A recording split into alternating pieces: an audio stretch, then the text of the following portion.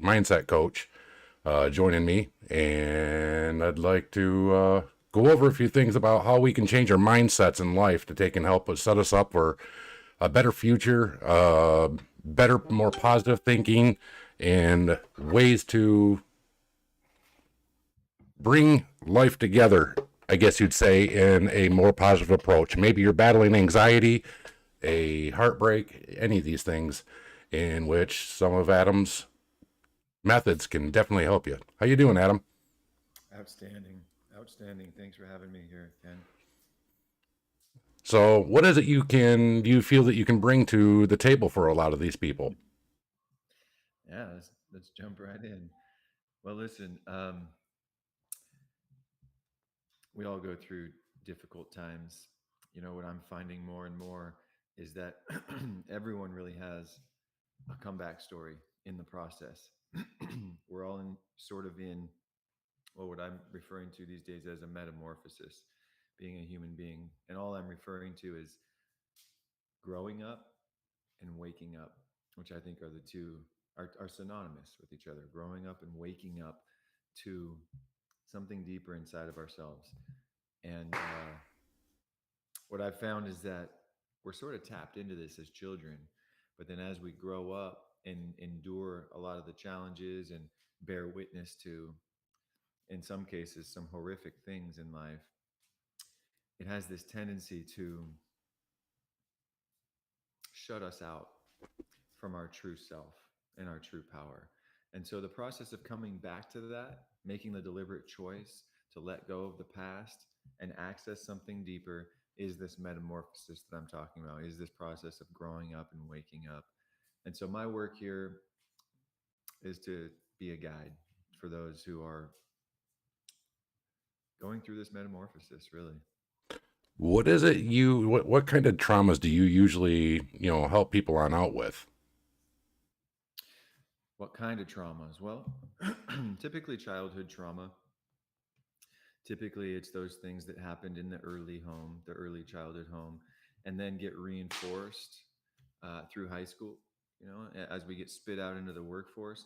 And they just sort of keep building up and keep crystallizing, as I say, into an identity of the victim, the identity of you know, the disenfranchised, the lost eventually is what it could become. So, yeah, I really specialize in breaking generational trauma and escaping the family paradigm.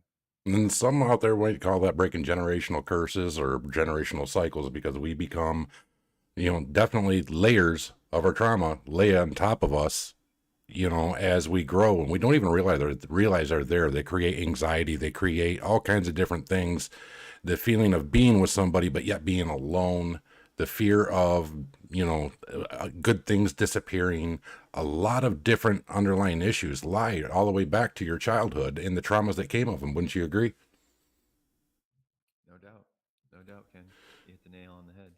See, me, I'm a victim of what I've been explained to be narcissistic abuse. And I can tell you through digging in through some of my traumas that I've had as a child, I can see where some of those traumas even repeated in my adulthood, and it was actually my own personal mindset that I had. It was me victimizing everybody, always being the victim, and then finally having to stand up and say, look, there's got to be something inside of me that's creating this. The common denominator is myself. How do I protect myself from these people that are damaged themselves that I keep bringing in? And something like what you offer is what I kind of, chased after. I had to go on my own self healing mission, I guess you would.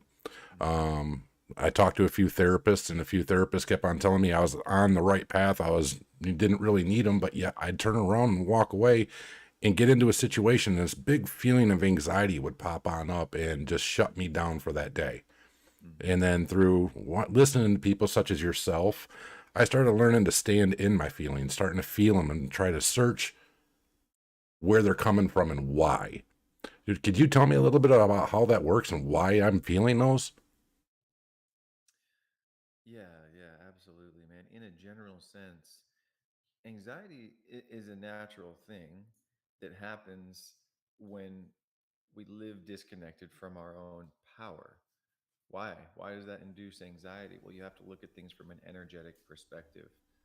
Energy, right? We are energy. And so we're vibrating.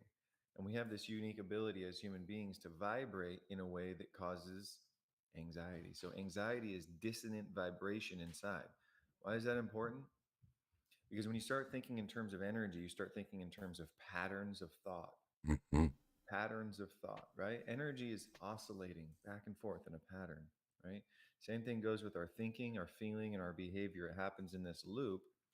And further, we inherited that, right? We inherited much of that. And when we operate on that inheritance, right, that we got from our family unit, oftentimes it came from generations past, passed down seamlessly from one generation to the other. Our parents didn't know any better. They did the best they could with the information they had.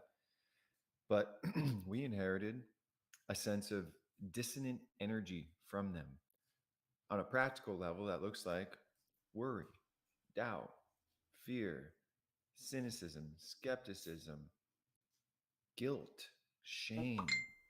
See, these things are inlaid within our parents' dominant frequency of vibration, what they were thinking, feeling, and doing on a consistent basis. And that just got passed right down into us, almost like a download of information. If we allow that download of information to continue to run this system, we will continue to experience more and more anxiety.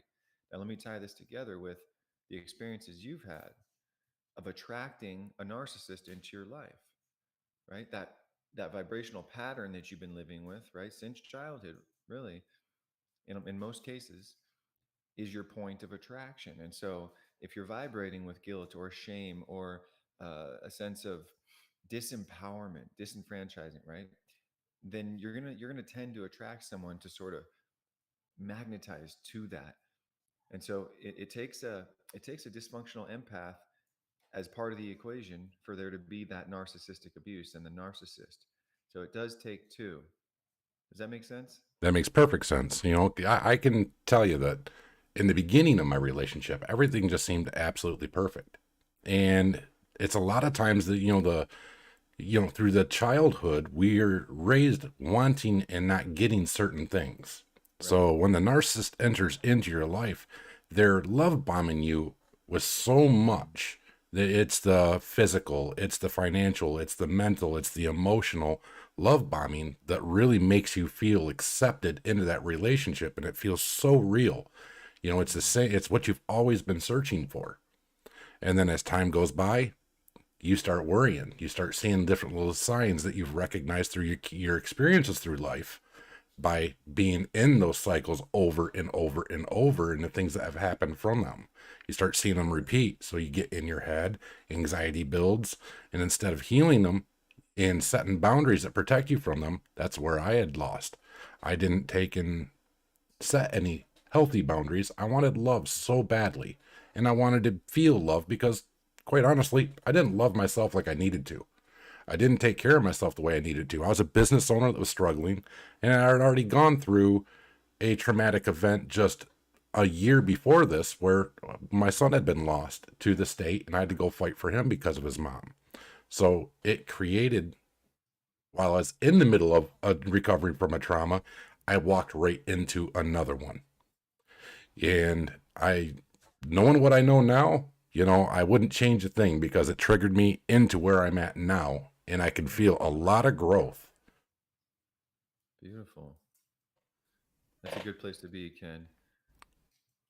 That's a good place to be with that knowledge, right? Applying what you now know about mindset, about energy, about transformation, about personal empowerment, and making a committed decision to live that new path. That's a good place to be. It is. It is. I have my down days, and you'll find out to any of the viewers out there that are dealing with any form of narcissistic abuse, you're literally brainwashed into believing that you are what they say they are, or what they say you are, excuse me. And part of that abuse is they really take a good person, use their traumas, and reprogram them. And they will gaslight them here and there and love bomb them back. So one minute you're hearing that you're everything that they ever wanted. The next minute you're hearing that you're hurting them, you're choking them, they're in a prison, there are all these things. And some of it is true. That's the thing that scares you, is that you can see some of the truth, because someone like me who wanted love so bad didn't want to be alone, didn't want to give my forever away, because I had waited 40 some years to be married. And I had picked this one person out of the middle of nowhere, and all of a sudden I marry her. And then I started detecting things that broke my boundaries. I seen red flags, disrespect, lots of different things. And it started putting me in my head, how do I fix this? How do I Right. help her? How do I help myself? How do I help my relationship? And in my head, there was so much to take and grasp a hold of that was that I was trying to save, and I was trying to save it for my kids. I didn't want them to go through a broken home like I did. We had a baby. I didn't want him to take and go through the same, to live without that mom and dad in his life. I wanted that picture perfect life. So I found myself grabbing a hold of more control than what I could. And really, I had no control over anything other than myself. And where I should have let go and just let things happen, I traumatized myself some more, I guess you'd say. Mm. So, what would you have for the best, for any type of advice for people on out there dealing with this type of thing, where they feel that they're trying to control out of that survival? Mm. What you just said was really potent and poignant. That I traumatized myself by trying to control everything and living in the horror of not being able to and seeing things fall apart around me. Uh, that's important. That's incredibly important.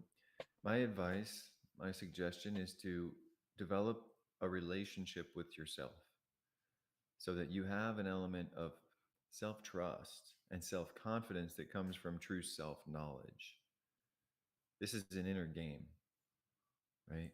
What you're experiencing in your life, whoever's listening to this, the first step to recovery is to realize that it's an expression of what's going on inside of you in your consciousness.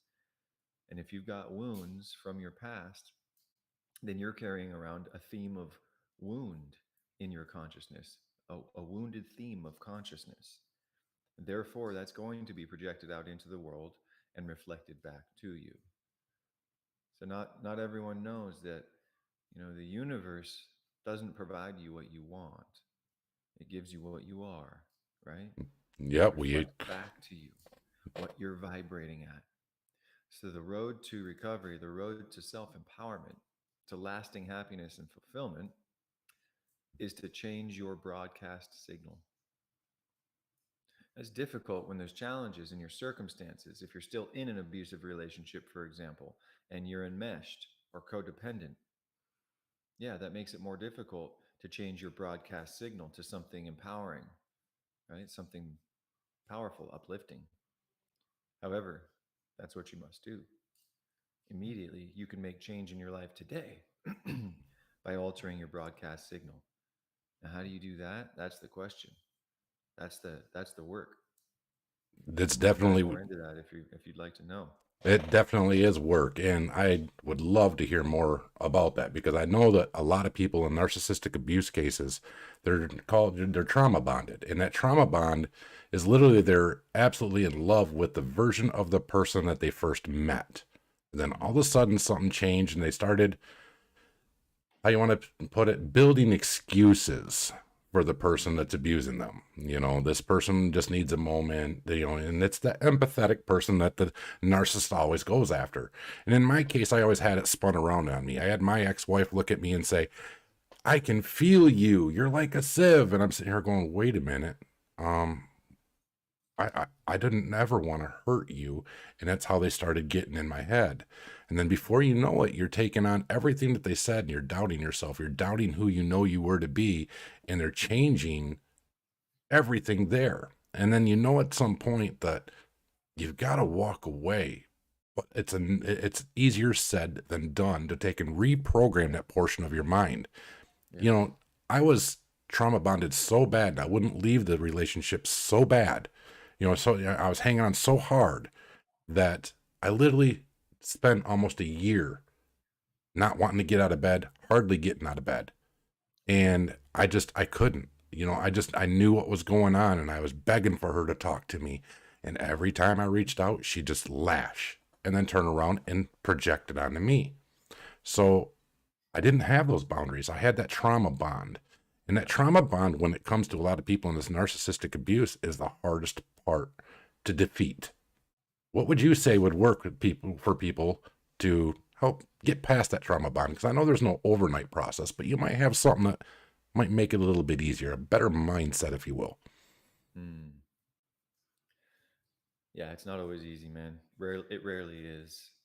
You know, these these points of growth into self-empowerment are typically hard won, but they put you into a new realm where you've got more emotional resilience, more resilience overall. And just like in a video game, you go through that first level and you gather your coins and your weapons and strength so you can battle that boss at the end of the the first level. You beat the boss, you go to the second level, and all of a sudden it's even more difficult, but you've become stronger, right? You've leveled up. You're stronger now. You go through, and each boss gets tougher and tougher, but you keep getting stronger and stronger. So it's a pretty good analogy for life that as we raise our frequency of energy, as we shift things and let go of things in our consciousness, you can expect that you are going to start to feel into your power more. So that's something to look forward to, and understand that it's going to put you in position to make bigger breakthroughs, which means you're going to come up against bigger obstacles as well. So I say this to get behind this process of growth. First of all, understand that that's what we're here for. That's what we signed up for. We signed up for this process of growth. We came into this physical incarnation for it. So get excited about it, embrace it, right? I know that's difficult if you're latching on. Okay. So I'll go back to my experience of latching on in a codependent enmeshed relationship and the feeling of disillusionment that I felt in the absence of that relationship whenever I chose no contact. Okay. So, which brings me to another element here. And I'm going to just give you some basic elements to the transformative process. This one is isolation. There are periods of solitude on this journey where we really we get real up close and personal with our truth, right? And if there's no impetus, right? No outside external thing to affect us, right? Because we've cut off from that thing. Well, then we're forced to deal with ourselves. We're forced to develop this inner relationship and do the inner work. So that's important. I'm not saying we should always be alone, but there's periods on this journey where you want to sort of retreat, right? Retreat is a good word. Be on a retreat. Cut yourself off from the stimulus that's causing the trigger, at least for some time, so that you can heal, so that you can process, so that you can breathe, and you can start to feel things from the inside out instead of from the outside in. Right? Does that make sense? That Does makes that perfect resonate? sense. That makes perfect sense. I can see it Yeah. being, working just, I mean, I can see exactly how that'll work. Yeah. And that's why is that difficult? Because we're not used to being alone. And being alone may very well be your trigger if you're like me with the abandonment wound. So being alone was terrifying and it felt really discombobulating. Um, but it was also the period of the greatest growth and healing that I've ever had was going no contact from my father, right? Because I Yeah. was enmeshed with my father. I didn't know where he ended and I began. Yeah. And so I needed to find myself. I Go found ahead. a lot of my abandonment came from like not only my mom and my dad, because my dad wasn't ever there from the day I was born, but he kind of came in and out. But there was different father roles that came in and out of my life just as well. Mm-hmm. But when it came to like being in school, I wasn't the most accepted person in school.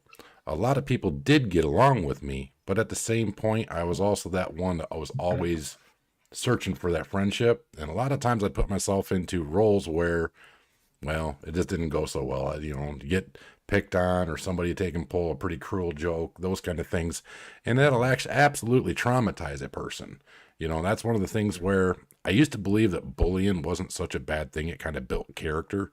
But I can absolutely now look back at my childhood and understand that some of that bullying, it might have made me a tougher person, but it definitely traumatized the inside of me. And those memories and those feelings I harbor. And all those traumas that I've been through since then, all the way up into this present day, I've harbored all that emotion. So it built bitterness, anger, sadness, stuff like that, uncontrollable ability, inability to control these emotions when they come up. And a lot of Mm. people, the thing I discovered was like when anxiety came up, that was just literally emotion overload. It was sensory overload. And it was saying that I'm feeling something that I need to go address. And for the longest time, I didn't even know what anxiety was. I didn't know what it felt like. I just felt off. I felt this big ball that just wouldn't go away, and I couldn't sit still, and I was fighting for anything to relieve it. And I can tell you, through a lot of this healing, the version of healing I took doesn't have such a technical stance as what you teach, but I can tell it's the exact same thing. That we're going down the same path, just with different ways of explaining it. And I Exactly. think that's the thing. Everyone needs to, hear it in multiple different ways so it can reach out and grab certain people that only understand in those ways. Me, Right. I'm a person that sees things from multiple perspectives. I had to in the middle of my relationship. I never understood when the person would look at me and tell me that I was being mean to them. So I'd find 1,000 different ways to bring it across in nicer, more direct, more, softer. I found different ways. So I learned how to, what's the word? I learned how to kind of morph the information while I was talking to him. I found different perspectives to bring it to him. And all that time, I never realized that those were traumas speaking in me, the need to go please them, the need to fight harder, the need to get them to believe in themselves like I did them. Meanwhile, I didn't really believe in me. If I did, Exactly. if I would have gave myself the same love that I expected from that person, I would have left a long time ago. Hmm. And or Hmm. we would have been healing our relationship much longer, much sooner than what we did. Well, listen, man. We all go through our unique journey, and we're all here in the present moment, right? We're here in the present moment. So the question then becomes, how well am I using this present moment? What am Eh, I doing with it? And the typical thing for people to do that have experienced trauma and are carrying around a wounded theme of consciousness is to drag the past into the present, That's right. right? Yep. In a lot of those senses, I expected my past traumas to take and show up because I had recognized the patterns. And that's what was programmed in me out of Hmm. fear. I memorized the patterns of what everything looked like. Right. And unfortunately, in my case, I was right on what was happening, but I didn't love myself enough to trust my gut and to trust my intuition. Right. I stayed and fought. I poured every part of my self love into her cup that had a big hole in it. And there was Hmm. never going to be anything that could ever fill that, until she Right. did her healing. And I think that's what it was. And I think that's what a lot of us do when it comes to this mindset thing is we don't see that alone is a red flag in ourselves. The need to heal somebody, the need to pour every bit of what we have into another person, hoping that they're going to hear us, feel us, hoping they're going to take and choose themselves. So I believe that is a very big red flag that we carry our own traumas. Like you said, abandonment. I was scared that I'd be wrong in the person that I chose. I was scared that the person I loved so deeply would no longer be there. I was Right. scared. And the thing is, I never realized that fear, nothing more than an illusion. That fear, what was that? It was nothing more than an illusion. That felt very real. Oh, it did at the time, most certainly. And it And put it me in a passes mind. through the body very really, very, Yes, it does. viscerally. But, I always had it in me, and that was the thing is I had forgot who I was before when it was all me. When it was me taking care of a 4-year-old little boy with, a single dad with custody, building a automotive repair shop from nothing, living in trauma response the whole time. Hmm. I was strong enough to take and make it through then. And I felt at this point that maybe, I don't know, I just kind of felt done in, like I just didn't want to be around no more. Okay. And somewheres along the way in this past year, where I've gone back and forth with my ex, I just decided that I love myself too much to take and put myself through that. And I love my children enough that I don't want them to learn that this is what we do. You Mm. know, I don't want them to have that cycle in their life. I want them to choose them. I want them to fight for them. And I think that's what a lot of the illnesses that are out there is we turn around and I dare call it a mental illness. I hate to say it, use it that way. I'm just going to take and say a mental trauma or a body trauma or memory trauma, soul trauma. You know, and I think it all applies in that line, because a lot of us, instead of healing, we go take on this temporary solution. We go Right. find someone for the bedroom. We go find alcohol, drugs, some sort of addiction to cover up and mask and numb us from what's creating the pain. And then we stand in our ego and say, you know, this is what's right for me. You know, so we jump into this new relationship that's already toxic because we generally attract what we are. And we're just setting ourselves up for another cycle. And we don't realize that all we did is prolong that healing. We put a quick band aid on it. We didn't look at the trauma that's within that put us where we were there in the beginning. And that's one of the things I think that really attracted, brought me to you a little bit more is you had a lot of key features. And I'd love if you take a moment to be able to go through some of your processes in which you help people, such as myself, Yeah. go from Absolutely. feeling like nothing to being empowered again. Okay. Well, asking yourself, why am I afraid of the abandonment, right? Because that's what I'm hearing. I'm afraid of the loss of that other person, right? Why? Why? Because I'm afraid of being alone. I'm Hmm. afraid of abandoning myself. And see, that is the core of the issue here. We have developed a pattern of abandoning ourselves. Well, what does that look like? That looks like extreme anxiety, not wanting to be alone, not wanting to be in the quiet, always needing a distraction, right? Modern day is scrolling. It's the perfect distraction from being with the truth inside of ourselves. So if there's a hole in there, a feeling of abandonment, that wound of rejection, which is the ultimate, the lowest frequency, the most painful, contracted theme of consciousness is rejection. Yes, Okay. sir. Then we're terrified of rejection. And so we grasp for somebody. Okay. So the idea here is to heal that wound. And that means doing the inner work.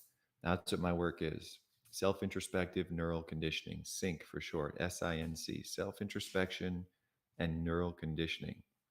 Self introspection is discovering what's going on inside the self by turning the attention inward.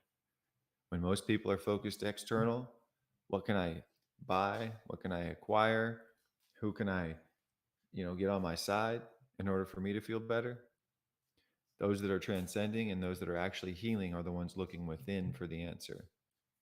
Turning your attention inward as a daily practice. It needs to become a lifestyle.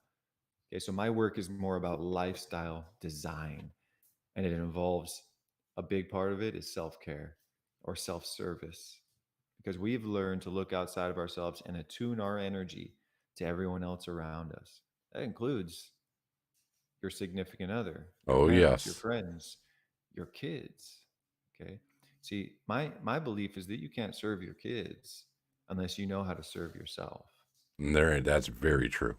See, these are two sides of the same coin that I call service consciousness. Service consciousness.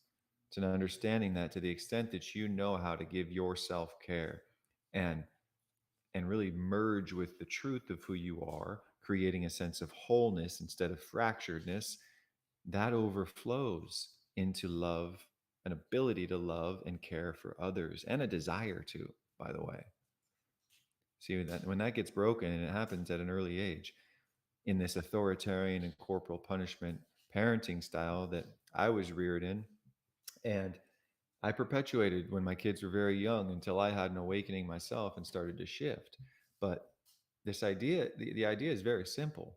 If you're too much of an authoritarian for your children, Your children are then going to become enmeshed and codependent upon you. So ask yourself as a parent, is that what you want for your kids?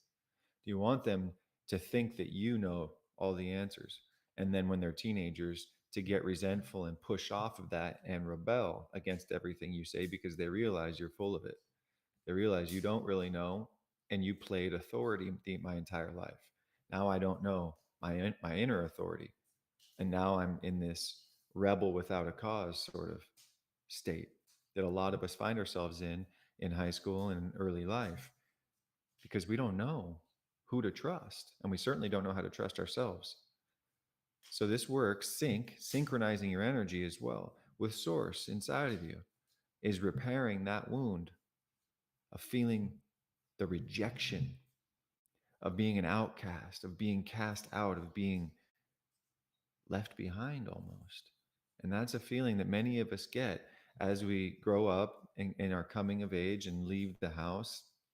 And we're struck with this idea that I don't know what to do with myself. I'm lost until we find love, right? And we find someone who makes us feel on top of the world and it's magical.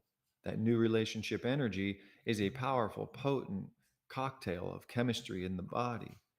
And that's a survival, very much an instinctual uh, device to get us to procreate for survival. Again, we get this rush of incredible energy in the beginning of a relationship. Call that the honeymoon phase. What happens when that ends? Reality sets in.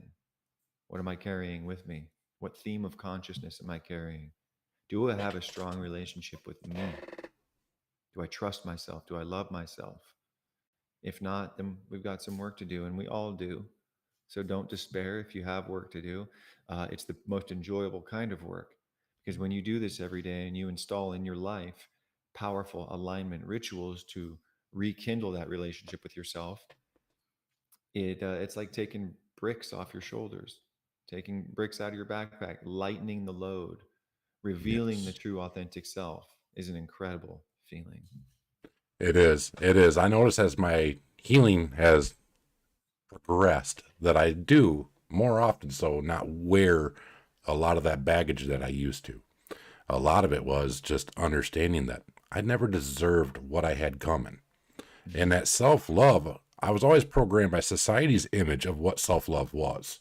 Self Right. love in the society is, go out, have fun, do what you want to do, and just their version of free. I never understood what their version of free was in life, completely. But somewhere's deep down inside, I knew it had to have been right here in my head. That's a good And point. it's, you can't truly be free when you're harboring all these things that create these toxic cycles in your future. You Right. don't mean for them to happen, but they do. And situations like what you have here, I think it really helps because a lot, like I said, the biggest part of people don't understand is, and it's the biggest question I get from everybody. What is self-love? How do I love myself? I don't feel So like I listen, love myself. What do I let me do? jump in there because self love and love is your essence. Hmm. Freedom is your essence. Freedom is the truth of who you are. So, you know, be encouraged, please, that this is more about unlearning. It's more about shedding the patterns that we picked up. And those patterns are thinking and feeling and behavioral patterns. And it all starts with thought. So if you start training yourself to think a different way, very quickly, you can start to reverse those patterns. That's where those daily alignment rituals come in. And you start to tap into the truth. As you said earlier, Ken, there's illusory things going on, illusion. Hmm. And when we believe in illusion, we suffer. So, one really powerful mechanism that your listeners can take away is if it feels crappy, it's a lie. You're believing a lie, right? Your emotional guidance system is there to tell you. And so, if you're living in chronic dis-ease and negative emotion, you're believing a lie. Okay. So, don't believe that. Okay. Start to train your mind to believe something else and keep searching for that thought that actually feels good.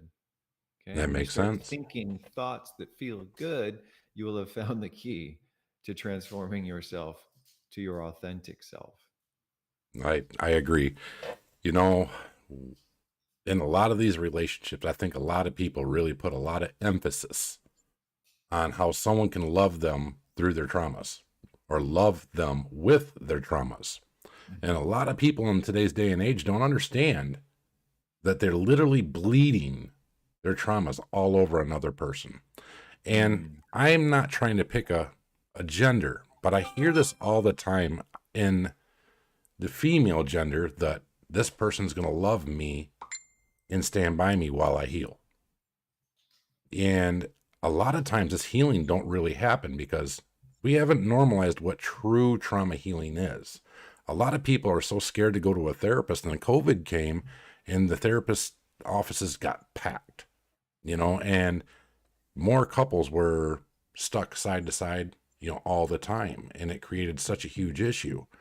And then we found out where the traumas came. The divorce rates went on up. I mean, they went through the roof. And I remember I was sitting there thinking to myself, I've got something great. I don't, all these people are jumping ship. They're losing their, they're getting divorced, all that stuff. My wife would never do this to me. And I think that's what created the biggest trauma, the trauma of the unexpected, I guess you'd say. One day I walk in, she's talking to somebody secretly behind my back, and that was it.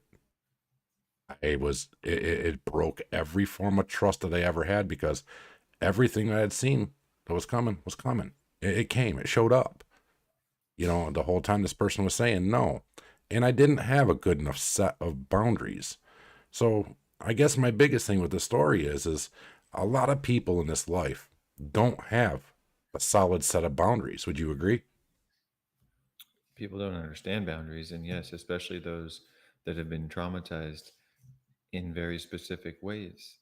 For example, if you didn't have boundaries when you were a child, because your parents, again, going back to the authoritarian and corporal punishment parenting style, if a parent doesn't honor a child's boundaries, they lose the idea of boundaries. So, again, and listen, I'm never one to say that the system needs to change. You know, Mm-hmm. I think all of the things that we endure as children and growing up, and it's divine. It's meant for our eventual transcendence, our eventual awakening. And it takes becoming lost and losing your way and then finding it to really understanding what it means to be free. Okay. Uh, on the note with boundaries, on the topic of boundaries, when you know yourself, when you practice communion with the true self, the divine self, and this becomes a major priority in your life. In fact, the biggest priority should be relationship with self first, so that your cup is full, so that you come to the table of any relationship with that sense, that vibrational frequency of, I'm good, and I'd love to share that with you. Mm-hmm. Right now, what happens is you create a natural energetic boundary, right? Natural energetic boundary. Because I think in too many cases, we get hurt and then our walls go up and we think that that's a boundary. You say, you got to stay out because you're going to hurt me. And I'm afraid of this and I'm afraid of that. And it's like we're in this prison. We feel safe inside, but really we're not expressing ourselves and we're living in fear. Mm-hmm. And that's one type of boundary. I'd say that the stronger one is to do the inner work to heal yourself from the inside out. And now you're going to be vibrating at a different frequency and have a natural energetic boundary that repels those who are not in harmony and it attracts those who are. So Completely think of it makes in terms of sense. energy again. And you'll hear me talk about energy all the time because we are truly energy. Our Everything body, around the us is thing that that. we think is solid physical matter, is actually mostly empty space. That's one thing I learned throughout a lot of this. I've learned through a lot of this is when people go through this awakening, they a lot of times find spirituality. And that spirituality they dive into. They look into tarot readings. They start looking and start looking inside of themselves, I guess you'd say, a little bit more. And I really do believe that it's really pushed hard for people to start doing that shadow work and diving deep into themselves more and more and more. I know it did me. I did jump into the spirituality. I actually started going to church more, which is something I always wanted to do. Um, but at the same point, I started something someone triggered something. They looked at me and says, everything that you seen in her, you seen it because you've lived it yourself.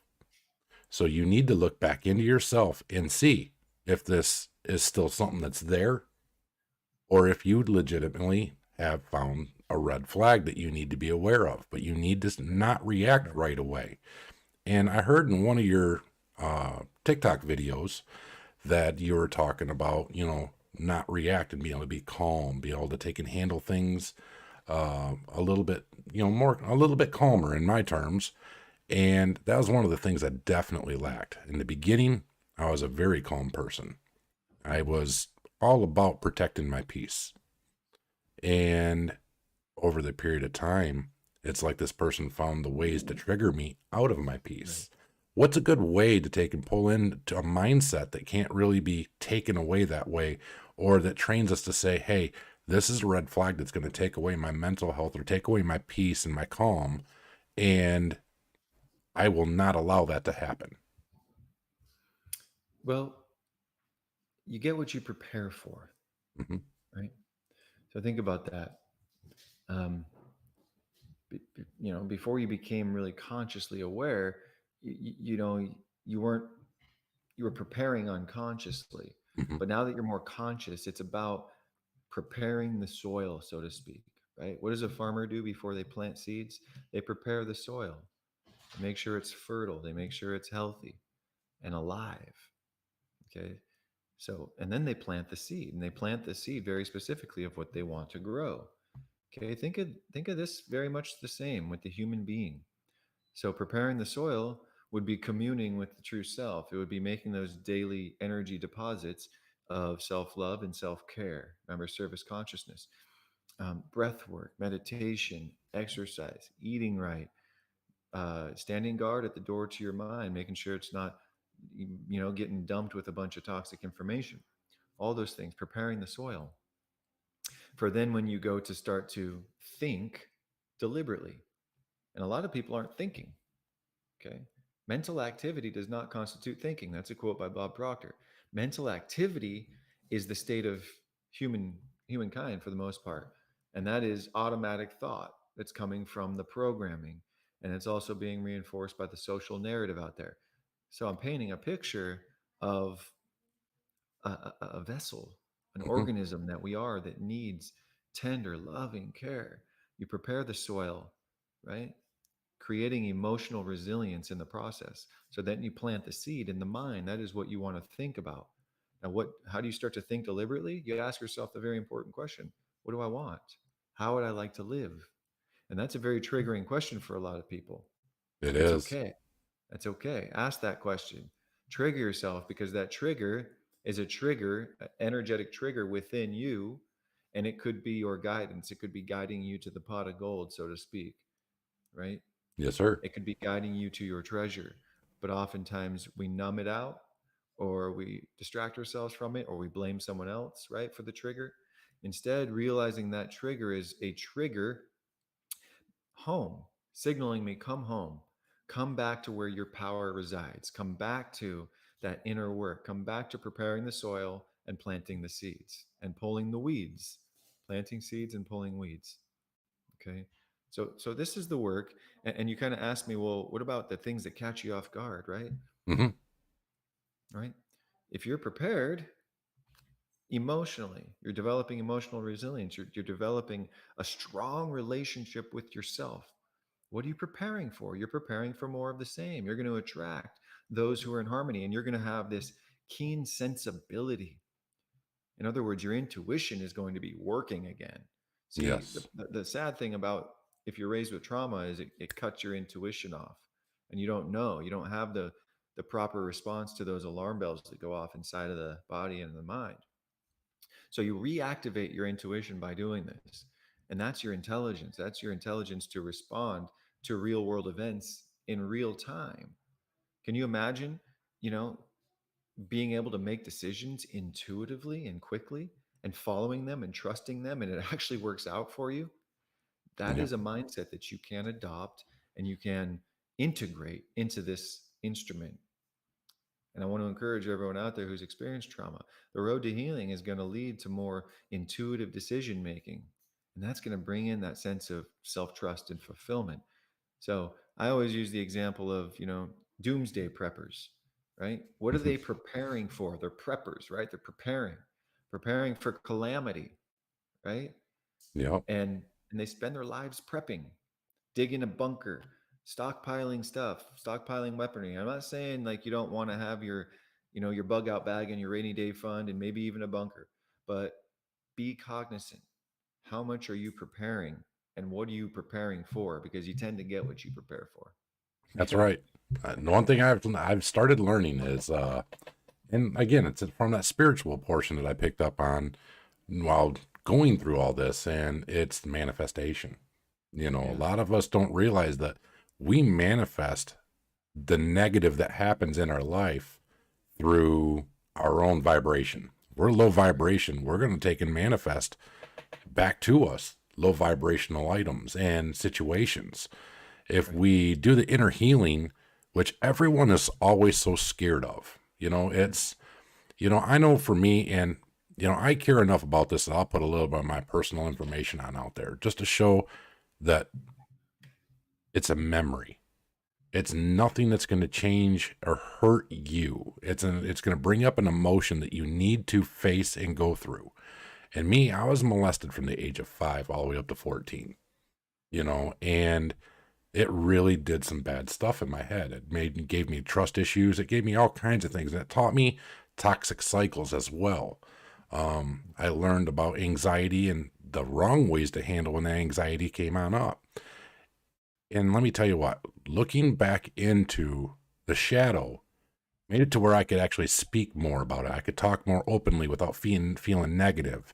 I could, within certain areas and certain people, I could talk about some of my failures that really weren't a failure. They were just a way to not do it, and let's face it, we all have situations where we've done something wrong, something that someone can criticize for us or criticize us for it, and all those things. And through our, I want to put it, traumas, we tend to spill that over onto relationships too, because I did this and I haven't forgave myself because a trauma response allowed me to take in, or not trauma response, but trauma allowed me to hang on to this item and feel that I'm a bad person. So therefore we tend to hide certain things. Or we run into somebody that, like in my case, I've always loved being very honest, since I really started growing. And I started on this brutal honesty thing where just before I met my ex-wife, and throughout the period of time, she took away that, what do you want to call it, that safe spot to be trustworthy, to trust her with some of these most gentle portions.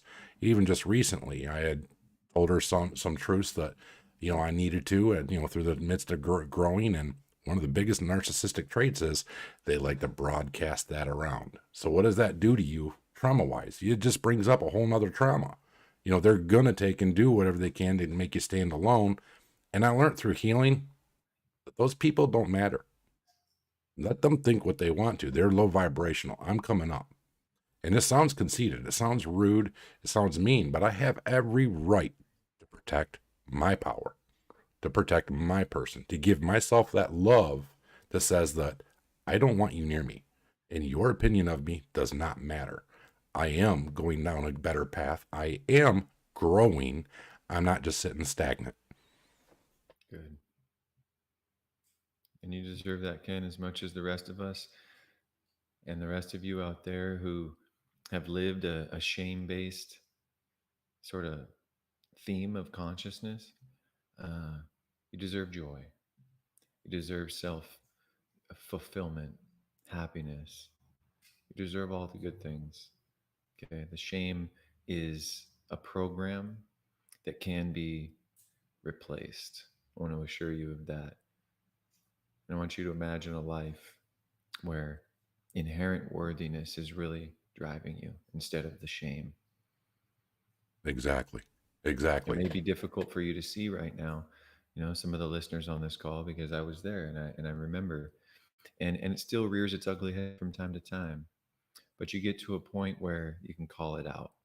Remember the one key you can take away, if nothing else, is if it feels crappy, it's a lie. Just you believing a lie about yourself, usually, or Yes. about life. And you can discard it. Our conscious mind is an incredible thing. We can accept or reject any idea we want. And any idea we accept becomes a new program within us. So accept the idea that you are inherently and unequivocally worthy and good. You accept that idea and it'll move to and through you. The energy will move into form from your thinking, feeling, behavior, and ultimately creating new results in your life. Yes. Because harboring all this stuff, you end up with this ultimate feeling of, I don't feel I deserve better. So you really Right? don't go out and protect yourself from toxic situations or toxic people entering your life because That's right. you really don't love yourself enough to be aware that you need to protect yourself. Not everyone's good for you. Not everyone's rooting for you, and that's one of the biggest things I learned. And some of the most damaged people want to put out that light. They want to take you, they don't want to see you rise in vibration. They might see that you're capable of so much more in life, Hmm. and they feel a certain way about that's within themselves. That's their trauma speaking. And a lot of That's right. times they'll come try to put that out. They don't want you to succeed. And I found out through a lot of that stuff that, and it's hard because I'm in this point myself where I've got a lot of the groundwork done. And I've started with the self affirmations. I've started with the more sub-psychological reprogramming. I forget what you actually, what you call it. You got a much better name, for it than what I do. I just call it sub-psychological reprogramming.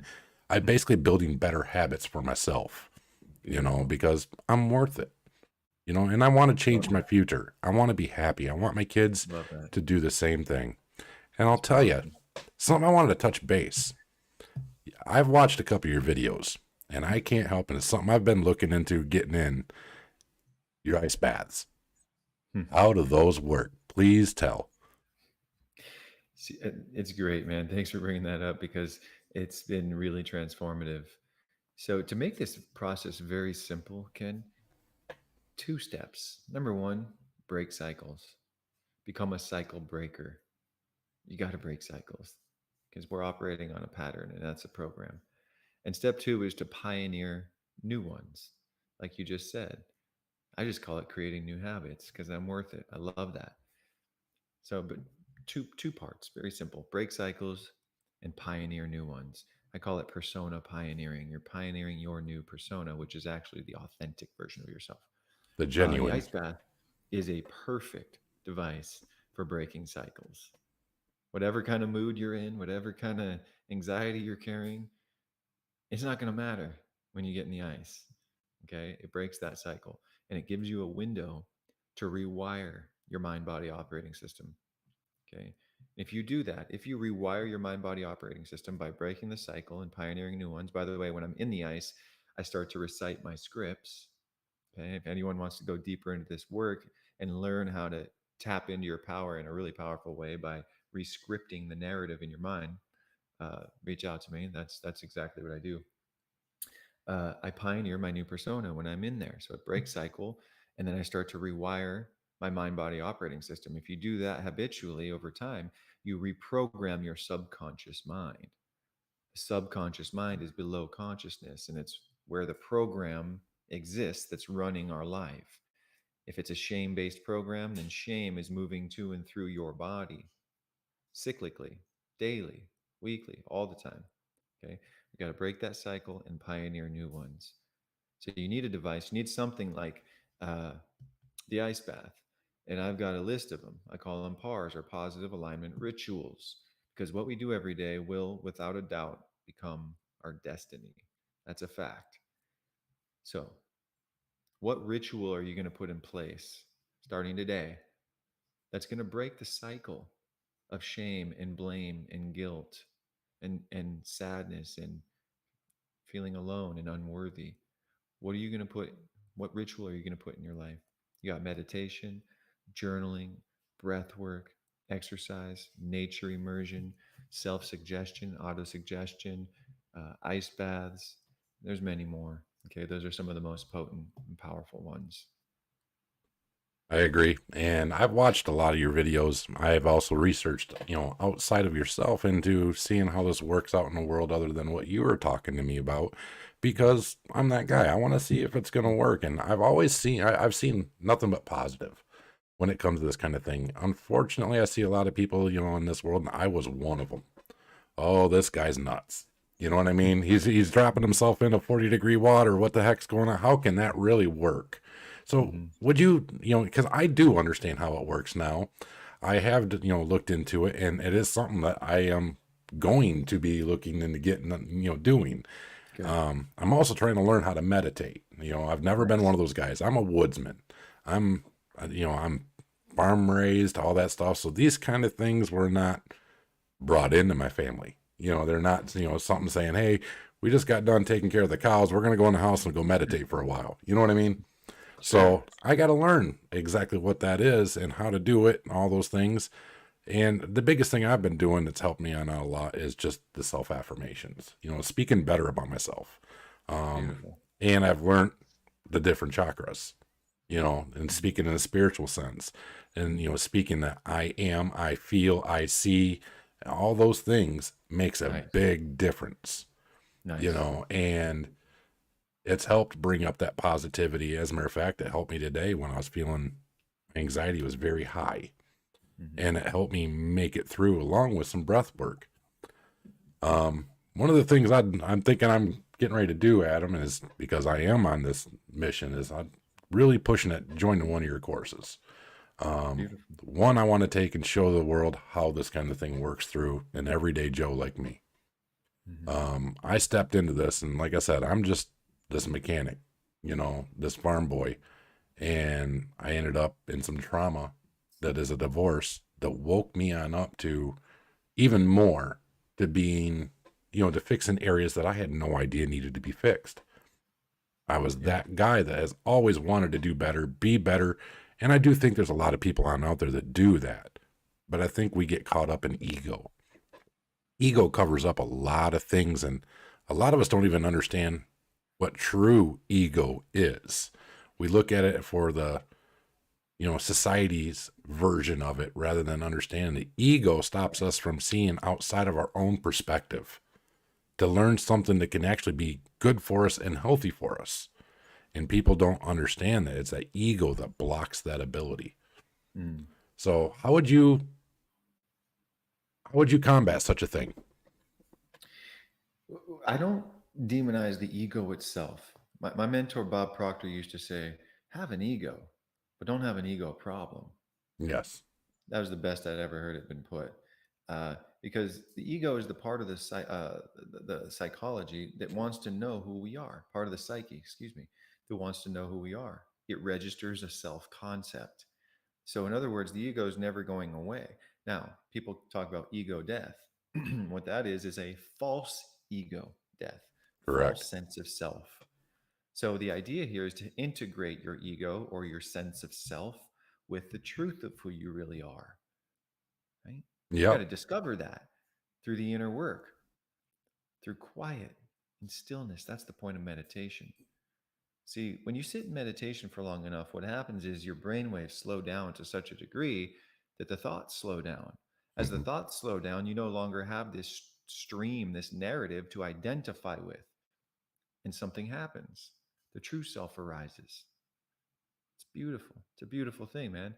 And we can talk about it until the cows come home, but it doesn't take you any closer. It must be experienced to be integrated into the human, right? So we can talk about God, for example, all day long. I truly believe that God is within us.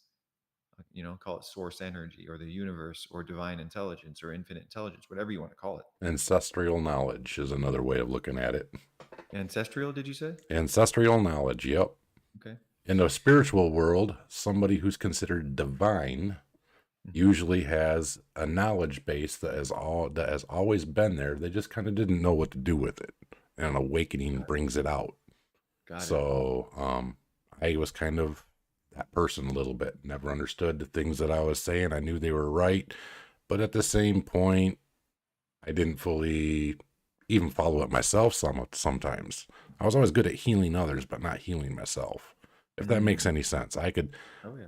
I through my own traumas in life, I could identify what was wrong with somebody else, but I could never see it in me.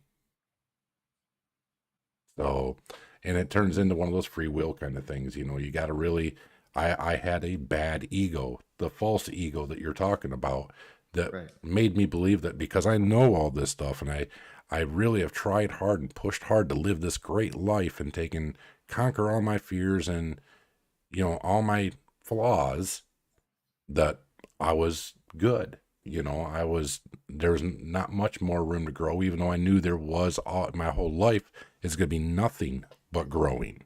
I'm always going to learn and bring on new things. Mm-hmm.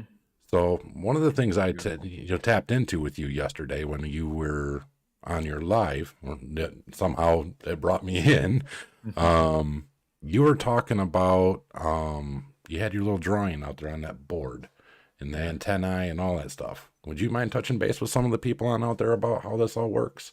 The biggest thing is I really believe that this is the path that a lot of people in society really need to look at.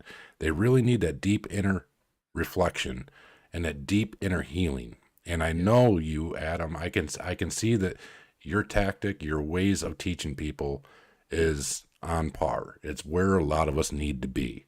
And the biggest part is putting aside that false ego that says that won't work, to give something new a chance when nothing else has worked. Yeah. Well said. Unfortunately, or fortunately, depending how you want to look at it, uh, sometimes we don't change until things hit critical mass. Yes. Um, but that's okay. That's okay. We Yes. tend to take things too seriously. I know I did. I And did I know too. that, like I said, as you do this work, it lightens the load and joy comes to the surface and it brings a sense of levity, lightness, lightheartedness to things. When we tend to take things so seriously, like it's life or death, it's so dire. Um,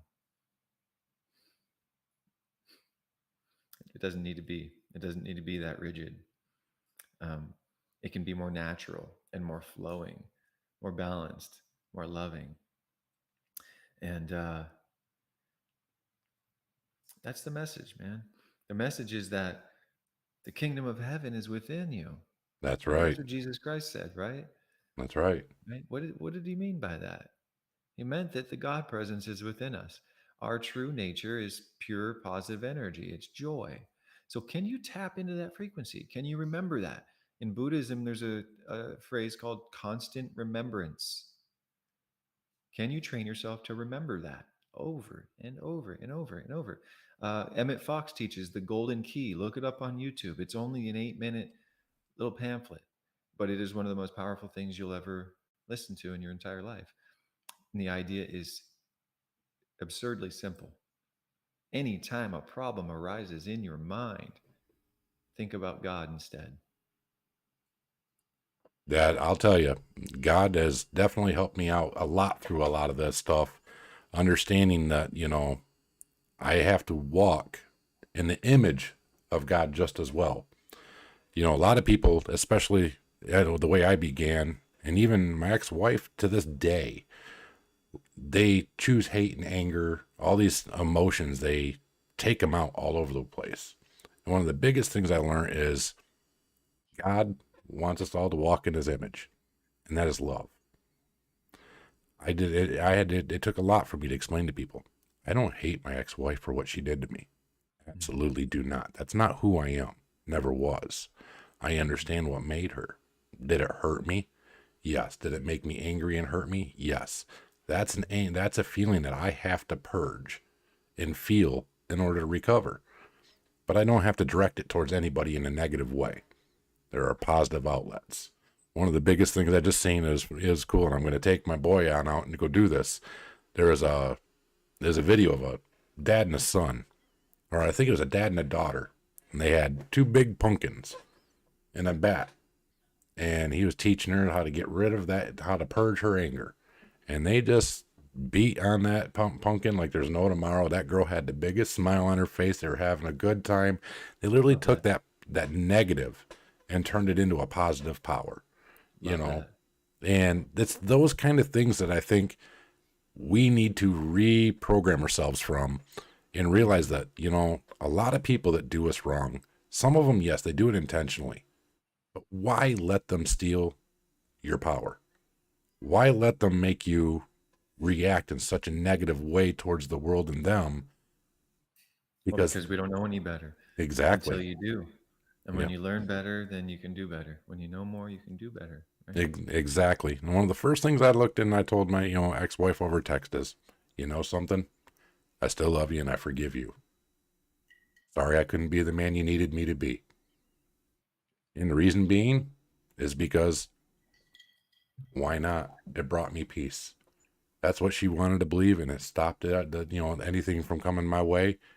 And her view of me is misunderstood and or fabricated, and it don't affect me. Mm-hmm. And that was one of the biggest things that I've learned through this healing is that the other people and their processes don't define who I am. The way they look Beautifully at said. me doesn't define who I am. And don't matter how many Right. followers and friends they have, I choose to surround myself with higher vibration.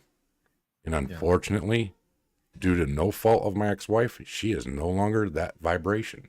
She don't We support the got to talk vibration about I need. vibration. I love it. I need a higher vibration. I forgive her, I move on, and my vibration, I will attract what's for me. Nice. And that's one of the biggest things I hope to get the viewers out there to see. A year ago, I was in a bedroom and by myself, and I was ready to end it all. One of the hardest things in life had struck me. I had worked so hard to get to where I was at. And through inner child healing, through shadow work, through the same process that Adam Bones here is talking about, it brought me to where I am. It saved my life. It saved my children's life, and it helped me see everything that's within me without fear. It helped me help break the generational curse that my children can hold. So I That's really, beautiful, man. That is beautiful. For anyone out there who's listening that is on the edge of despair, take a note. You have an incredible purpose in this life experience that will be revealed as you heal yourself, as you come into your authentic power, and all that trauma you experienced is setting you up for equal and opposite triumph on the other side. So your dimension, your depth is that much more. And that also means you're special. You have a special purpose on this planet. Please understand that. yes, whatever you do when you're out there in this world, don't let somebody else's negative energy poison yours. You got to be careful who you are around, who you bring into your energy, because that can poison you. You are who you hang with, you are what you eat, you are what you drink. All these things carry a lot of truth to them. And I, I never used to believe all this stuff. I really didn't until just recently. I was a guy that was having heart issues. I was a guy that was having back issues. And this depression that I was in so much, I didn't realize was the creator of all of the health issues that I was having. It literally put me into a sickness. It made me not only in my mental capacity, but it literally manifested legit sicknesses in my body. Mhm. That's how important self That's love right. is. That's right. So for the Very first true. live stream here, I'm gonna have to cut her off here real quick. Okay. And I would have loved to gone a little bit longer. I've kind of got a little bit of an emergency that came on up. Sorry. So I'm sorry, my phone's sitting here going off. That's okay. It's not really This is a bad. good place to end it. Yes. Hopefully, everyone go check out Adam Bones, Transformative Mindset Coaching. You can catch him on TikTok. You can catch him on the Light in the Dark, or yeah, you can catch him on the Light in the Darkness as well. Mhm. You can catch him on YouTube and Facebook. Where else are you at? Instagram and TikTok primarily. Instagram and TikTok primarily. Now, do you offer any programs or anything like that that a lot of people can get a hold of you? And what's the best link that they can grab you at? Yeah, check out my bio in Instagram or TikTok, and you'll see I do one-on-one sessions with people, and I also have a membership, a subscription where we meet weekly. I'd be happy to help you shift. That sounds great. So, with that being said, everybody, check out Adam Bones. We're also going to be going live on TikTok in about a week and a half, in which we might collab again, hopefully at that point. I hope everybody took something from this, and you all have a blessed day. Thank you, Ken. Appreciate you having me on, my friend. I appreciate you being on.